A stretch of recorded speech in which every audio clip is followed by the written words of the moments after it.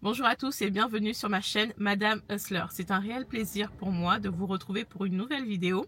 Dans cette vidéo, je vais vous expliquer comment je suis passée de fichier à la Banque de France à investisseuse dans l'immobilier. Donc le but de cette vidéo, c'est vraiment que tu puisses être édifié, que tu puisses être étiré et que tu puisses savoir que même si tu as mal commencé, tu peux bien finir.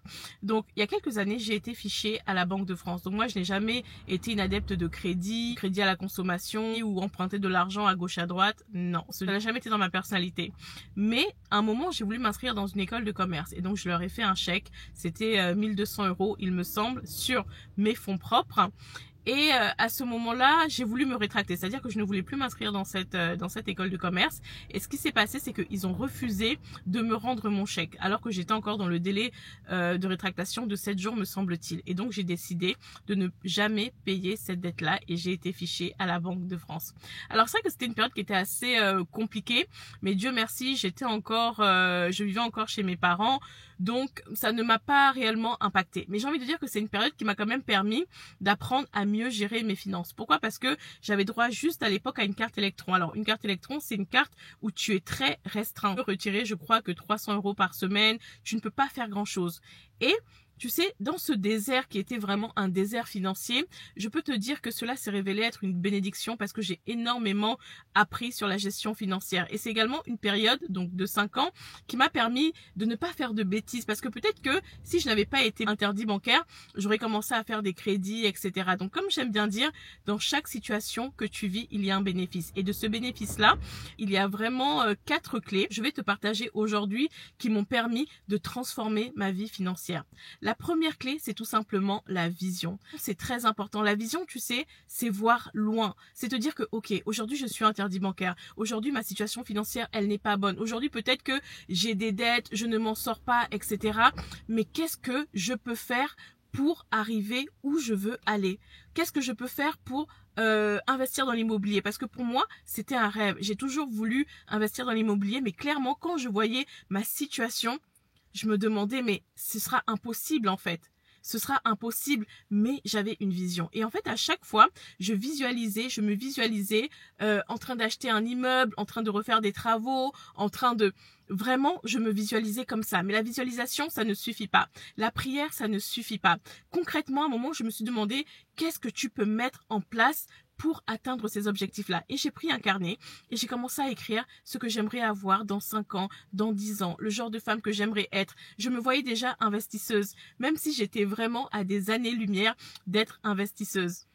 Je savais très bien en fait que pour investir, l'argent c'était le nerf de la guerre et c'était plus dans mon intérêt d'apprendre à gérer l'argent. Je n'ai jamais été très dépensière, jamais fait de crédit à la consommation, etc. La première fois que j'ai eu un crédit, c'est quand j'ai commencé à investir dans l'immobilier, mais je gérais pas bien l'argent en fait. Je regardais pas mes comptes, je gérais pas bien. J'étais pas une flambeuse, mais je ne gérais pas bien. Et cela m'a conduit à la deuxième clé, l'importance de se former. Pourquoi? Parce que dans la vie, rien n'est acquis. Il y a des personnes, elles ont cette capacité à gérer, peut-être parce qu'elles ont vu leurs parents faire, peut-être parce que, voilà, elles savent gérer de l'argent. Moi, je ne savais pas gérer de l'argent et je me suis dit, ok, Marlène, tu ne sais pas gérer l'argent. Si tu veux investir, si tu veux aller plus loin dans ta vie, on dit souvent que l'argent, c'est le nerf de la guerre. Il faut que tu apprennes à gérer l'argent. Et ça s'est surtout produit quand je suis rentrée dans le mariage, encore une fois. Parce que dans le mariage, vous êtes une équipe, vous êtes deux. Et tu sais que tu veux que ce couple-là aille loin. Tu veux que ton mariage fonctionne. Demain, tu veux avoir des enfants, tu devras leur payer des études, etc., etc. Et tu sais que tu dois avoir plus. Et ce plus-là, c'est la formation. Et c'est comme ça que j'ai commencé à littéralement être obsédée par le fait de comprendre le mécanisme de l'argent. Et ça allait beaucoup plus loin. J'ai même orienté mon choix de carrière. C'est-à-dire que je n'avais jamais travaillé en banque. Mais quand j'ai commencé à me mettre dans un mood où je veux investir, la première chose que j'ai fait, c'est vouloir travailler en banque pour comprendre le système, pour être baignée dans cet univers-là. Et c'est ce que j'ai fait. J'ai travaillé en banque et parallèlement à ça, je me suis formée. J'ai d'abord commencé à me former à la gestion financière, très simplement. Et j'étais vraiment en mode, ok, je gagne ça, ce sont mes entrées. Je gagne ça, mais mes dépenses sont là. Ok, il y a un déséquilibre. Normalement, je devrais être à là. voire à là. Donc gagner plus que je ne dépense. Et ça a été le premier chiffre. Je me suis dit que il y a un problème dans mes finances. J'ai commencé à éplucher mes comptes. Donc j'ai commencé à réduire drastiquement, mais vraiment à éplucher. Parce que tu sais, quand je travaillais en banque, j'ai remarqué les typologies de clients que je recevais. Et les clients qui étaient riches, c'était vraiment les clients qui ne dépensaient pas beaucoup, qui ne flambaient pas. Et ça m'a vraiment énormément impacté. Donc, j'ai commencé à reprendre mes finances de la manière la plus simple possible, à supprimer certaines choses. Mais je sentais que j'étais pas encore au niveau où je souhaitais aller. Alors là, ce que j'ai commencé à faire, j'ai commencé à me former. J'ai mis mon focus sur la formation. J'ai commencé à lire des livres comme le livre Père riche, Père pauvre de Robert Kiyosaki. En fait, je ne faisais que ça. Lire sur la finance, lire sur l'argent, comprendre le mécanisme de l'argent, comprendre également les placements financiers, sur quel compte il faut mettre de l'argent, parce que moi forcément j'avais un compte courant et j'avais un livret A et j'étais comme ça et j'ai commencé à comprendre que non, il faut que tu aies un compte courant, que tu aies un compte joint, que tu aies un compte livret A de disponible, que tu aies aussi d'autres comptes d'investissement, PEA, un PEL, une assurance vie. J'ai commencé à me former sur tout ça en fait. J'ai vraiment commencé à me former sur l'argent, à comprendre le mécanisme de l'argent, comment placer mon argent, comment avoir plus d'argent. Et c'est là où mon mindset a vraiment changé. Je t'assure que j'étais focalisée sur ça. J'ai arrêté de regarder des séries sur Netflix parce que comme je dis souvent, moi j'ai un focus qui est, je sais me focaliser quand je veux quelque chose ou quand j'ai un projet, je sais me focaliser. Et j'ai commencé à arrêter un peu les Netflix, les séries à gauche, à droite, scroller sur les réseaux sociaux. Je me focalisais. C'est-à-dire que quand je rentrais du travail, sur la route même, j'étais dans le bus, je mettais des podcasts sur la finance. Je mettais des podcasts sur l'investissement. Je mettais des podcasts sur l'immobilier. Je me suis littéralement focalisée. Et je me suis littéralement nourrie de ça. Je ne mangeais que ça. Ok, quand tu veux aller à un autre niveau dans ta vie, apprends à te focaliser, apprends à être focus sur ton objectif. La troisième chose que j'ai fait quand j'ai vraiment commencé à avoir cette connaissance en finance, j'ai commencé à mettre en place un plan d'épargne. Ok, comme j'ai dit, je ne gagnais pas beaucoup d'argent, mais j'estimais qu'avec le peu d'argent que j'avais, je pouvais en faire quelque chose. Et c'est comme ça que, quand mon salaire arrivait, au départ, c'était un peu compliqué. J'économisais juste un peu 50 euros. Et quand je faisais mes calculs, je me disais que mais avec 50 euros, je vais pas aller bien loin en fait avec 50 euros. C'est déjà ça, mais je vais pas aller bien loin. Et j'ai commencé en fait à mettre un peu plus d'épargne. Mais j'économisais pas en mode oui, mon salaire arrive, je mets 50 euros sur mon livret A et c'est tout. Non, quand mon salaire arrivait, je dispatchais les choses dans mon épargne. Je ne me contentais pas seulement de mettre 50 euros dans un livret A et c'est fini. Parce que tu sais, le problème avec beaucoup de personnes, quand elles vont commencer à épargner, c'est que vous épargnez mais vous n'avez pas d'objectif. Et quand tu n'as pas d'objectif, c'est la première raison pour laquelle tu vas manger ton épargne. Tu manges ton épargne parce que tu ne sais pas quoi faire avec cet argent-là. Et moi, j'étais en mode, je veux investir. On me demandera de l'apport, donc je n'ai pas le temps de manger mon épargne parce que je veux investir. Et c'était tellement portant, tellement fort dans mon esprit que je ne pouvais pas me permettre de manger. Donc ce que j'ai fait, c'est que comme j'ai dit, j'avais plusieurs comptes. L'argent pour l'investissement, je le mettais dans le PEL. Comme ça, je sais que c'est un compte bloqué. C'est pas tous les matins que je vais me lever, débloquer mon PEL et manger l'argent. Non, ce que je faisais, c'est que j'ai commencé à calculer. Ok, alors je vais mettre en place une épargne de sécurité. Très très très important d'avoir une épargne de sécurité. L'épargne de sécurité, c'est l'épargne qui va te permettre de subvenir à tes besoins au cas où. Au cas où on te vire, au cas où il y a un problème et tu dois aller au pays, tu mets tout cet argent-là dans une épargne de sécurité, ok? Deuxième épargne, c'est justement le PEL. Donc ça, c'était une épargne qui était à moyen terme. Donc le livret A, c'était une épargne à court terme. C'est-à-dire que si c'est pour des vacances, si c'est pour quelque chose, je peux piocher dedans. La deuxième épargne, c'était un PEL, un plan d'épargne logement. Donc là, c'est un compte à moyen terme, justement pour de l'investissement immobilier. Donc quand je mettais de l'argent dans le PEL, je sais que c'était pour mon projet immobilier. Troisièmement, j'avais le PEA. Le PEA, c'est un compte sur lequel je mets de l'argent pour investir en bourse. Le quatrième compte, c'est une assurance vie. L'assurance vie, c'est vraiment de l'épargne à long terme. Long terme pour des projets beaucoup plus gros. D'accord? Et en fait, c'est comme ça que j'ai commencé à dispatcher mon argent. Parce que tu sais, j'avais également un problème au début, c'est que je pensais que j'allais devenir riche en épargnant de l'argent. Mais la vérité, c'est que l'épargne ne rend pas riche. L'épargne, c'est comme si tu te dis que je suis chez moi et j'ai beaucoup de graines. J'ai beaucoup de graines, j'ai beaucoup de graines, j'ai beaucoup de graines. Mais si tu ne fais rien de ces graines-là, tu n'auras jamais de blé, tu ne pourras jamais faire du pain.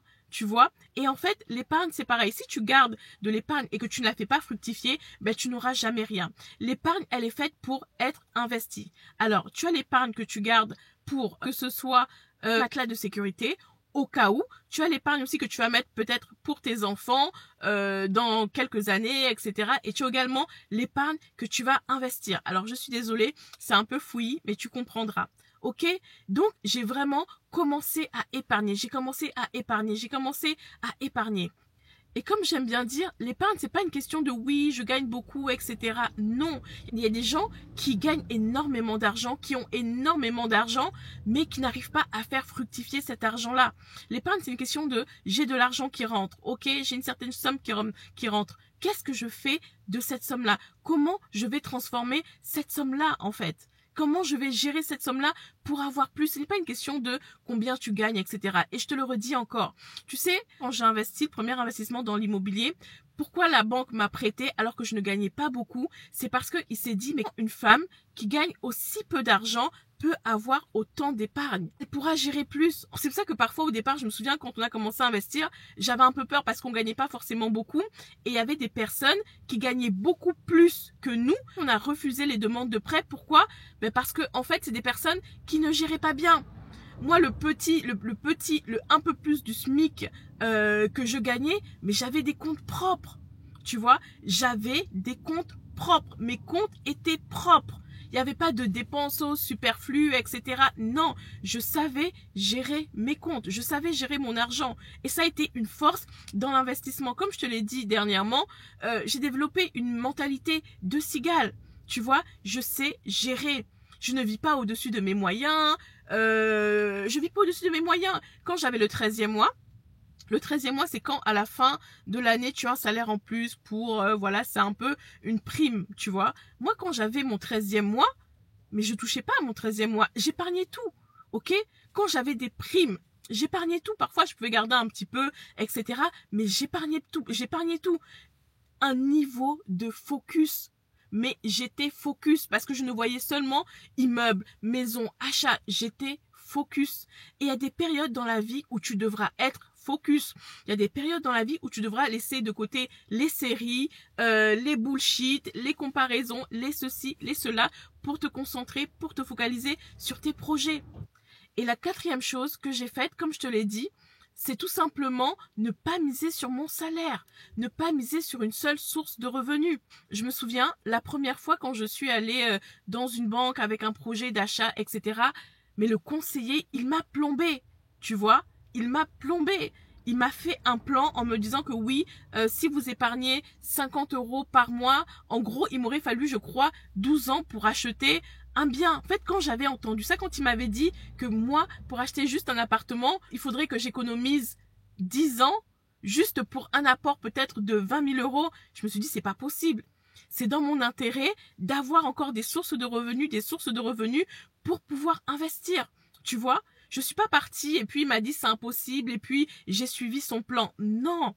Parce que quelque part, je voulais plus, j'ai cherché à avoir plus. Et encore une fois, une source de revenus en plus, aujourd'hui, avec le digital, vous pouvez faire énormément de choses. Avec le digital, avec juste parfois un peu de volonté. Vraiment, j'ai rencontré une dame, mais qu'est-ce qu'elle fait le week-end? Elle fait son petit repassage. Elle repasse chez les gens et je crois que elle se fait 100 € en plus par semaine. Juste en faisant du repassage. Tu sais, quand tu veux changer ta vie, quand tu veux évoluer, il n'y a pas de place pour l'orgueil. Il n'y a pas de place pour oui, moi j'ai étudié, j'ai 15 000 diplômes, je peux pas me permettre. Non. Quand tu veux changer ta vie, il y a des choix d'inconfort que tu devras faire. Il y a des choses que tu devras faire, même si c'est pas ta passion. Et moi, quand j'ai commencé mon business, j'ai commencé en faisant du Primark. C'est pas comme ça que je voulais commencer. Moi, je me voyais déjà avoir une usine pour fabriquer les vêtements, etc. Mais entre ce que je veux et la réalité, il y avait quand même un très très très grand pont. Tu vois? La loi des faibles commencements, la loi des petits commencements, je le répète encore et encore. Quand tu veux changer de statut, quand tu es endetté, quand tu veux investir, quand tu veux, accepte de commencer petit, mais change ton mindset. Et là, je vais parler à ces personnes qui sont parfois un peu trop orgueilleuses. Oui, moi, j'ai étudié à Harvard.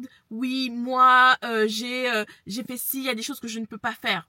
Chacun avec son histoire. Tu sais, j'ai compris pourquoi ce n'est pas les personnes les plus talentueuses qui réussissent, mais les personnes les plus déterminées. Parfois, c'est les personnes qui n'ont pas fait d'études qui réussissent plus que les autres. Pourquoi? Parce qu'elles ont faim. Parce qu'elles ont faim et elles sont prêtes à faire beaucoup de choses, dans la limite du légal, bien sûr. Elles sont prêtes à faire beaucoup de choses pour réussir. Elles ont faim. Et parfois, je vois certaines personnes, oui, j'aimerais avoir plus, j'aimerais investir. Mais quand on vous demande de faire des sacrifices, quand on te dit, remplace telle série par un livre, tu ne veux pas. Retire ta manicure et ta pédicure pour mettre de côté 100 €, tu veux pas. Mais concrètement, comment tu veux réussir si au bout d'un moment, tu n'es pas plein à faire des sacrifices? C'est pas possible, en fait. Ce n'est pas possible. Et puis, encore une fois, je vais encore parler une fois aux personnes qui sont orgueilleuses. Dans la réussite, il n'y a pas d'orgueil. Quand tu veux réussir, il n'y a pas d'orgueil. Tu dois avoir de l'amour propre pour toi, tu dois avoir de la dignité, tu dois avoir du respect, mais il n'y a pas place à l'orgueil. C'est pas possible. En fait, au bout d'un moment, il va falloir que tu sortes de ton petit château où tu es perché, où tout le monde est mignon, où tu as ton mari qui te donne de l'argent, tes parents, tes grands-parents, etc. Que tu descendes de là, que tu prennes tes jolies petites mains bien manicurées, que tu les mettes dans la boue et que tu bosses. Voilà, c'est ça la vérité. Au bout d'un moment, il faudra que tu bosses. Il faudra que tes petits choix de confort, tu les mets de côté. Il faudra que tes rêves de princesse avec plein de paillettes dans les yeux, que tu les mettes de côté. Au bout d'un moment, être une princesse, ça va venir. J'aime bien cette phrase de Booba qui dit... D'ailleurs, je pense pas que ce soit Booba qui ait créé cette phrase-là. J'ai couru comme un esclave pour marcher comme une reine. C'est ça la réalité. Si tu m'avais vu 5 ans, 6 ans auparavant, mais c'était pas ça. Hier, on rigolait avec mon mari, ma première voiture, oh là là, je roulais, la vitesse se baissait. Je roulais, la vitesse se baissait. Parce que je voulais absolument une petite voiture, un cabriolet et tout. Et je me rappelle, un jour, il a plu. Et comme c'était une voiture électrique, un jour, il a plu. Et la voiture, elle s'est bloquée. Coffre ouvert, enfin bref. Mais pourquoi? Parce que parfois, il faut accepter que tu n'es pas encore là où tu es, mais que tu vas travailler pour aller, ok? Et à ceux qui me diront que oui, travailler dur, j'en ai rien à foutre. Il faut travailler dur. Travail dur, encore une fois, c'est travailler sur ton caractère. C'est pas travailler sur oui, non. En fait, c'est les deux. Il y a des moments dans ta vie où tu devras travailler dur. Ne cherchez pas le repos tout de suite. Oh, je veux le repos, je veux la soft life. Ah, je veux... Non, au bout d'un moment, il faudra travailler dur, les amis. C'est important. Et je le dis encore une fois aujourd'hui à une femme. Une femme au foyer, maîtrise les finances. Maîtrise les finances. Ton mari ramène de l'argent, apprends à multiplier. Maîtrise les finances. Dans le foyer, qu'est-ce qui rentre? En fait, on doit avoir une maîtrise parfaite de ce qui rentre dans notre foyer pour le transformer. Ok? Est-ce que tes enfants ont des comptes? Est-ce que tes enfants ont des comptes? C'est très important d'ouvrir des comptes à tes enfants. Je me souviens quand j'ai eu ma fille, ma dernière fille, j'étais à l'hôpital. Dès lors où mon mari m'a ramené l'acte de naissance, j'ai pris les photos, j'envoie à mon conseiller. Merci de m'ouvrir un compte, etc. Un compte livret A et un compte assurance vie pour ma fille, en fait. Donc voilà, j'espère vraiment que cette vidéo t'édifiera. C'était juste pour te dire que tu peux être tout ce que tu veux, même si aujourd'hui tu n'as rien, même si aujourd'hui tu es endetté, même si aujourd'hui tu n'as pas investi. Il n'est jamais trop tard pour commencer. Il n'est jamais trop tard pour faire le premier pas. Voilà, donc si cette vidéo t'a plu, n'hésite pas à t'abonner, n'hésite pas à la partager et je te dis à la semaine prochaine pour une nouvelle vidéo.